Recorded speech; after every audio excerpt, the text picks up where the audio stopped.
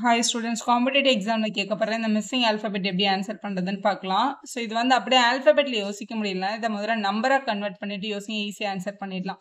இப்போ இங்கே ஏடிஜின்னு இருக்குல்ல, ஸோ ஆல்ஃபபெட்ஸ்க்கு இப்படி நம்பர் போட்டுக்கோங்க. நம்பர் போட்டுட்டு இது உங்களுக்கு ஆல்ரெடி தெரியும்னா அப்படியே கூட எழுதிக்கலாம். இப்போ ஏ வந்து ஃபர்ஸ்ட் லெட்டர் 1, டி வந்து 4th லெட்டர், ஜி வந்து உங்களோட 7th லெட்டர். இந்த மாதிரி எல்லா லெட்டருக்கும் எழுதிக்கலாம். இங்கே 7. ஸோ இதான் நம்மளுக்கு கொடுத்துருக்கிற நம்பரோட சரியான ஆல்ஃபபெட்ஸோட நம்பர்ஸ் போட்டாச்சு. இப்போ பாருங்களேன், இப்போ 1 வந்து 4 ஆயிருக்கு. அப்போ என்ன பண்ணியிருக்காங்கன்னா +3 ஆட் பண்ணியிருக்காங்க. 4 வந்து 7 ஆயிருக்கு, இங்கேயே +3 தான் ஆட் ஆயிருக்கு. 4 வந்து 9 ஆயிருக்குன்னா +5 ஆட் பண்ணியிருக்காங்க. 9 14 ஆயிருக்கு, அப்போ இங்கேயே +5 தான் ஆட் பண்ணியிருக்காங்க.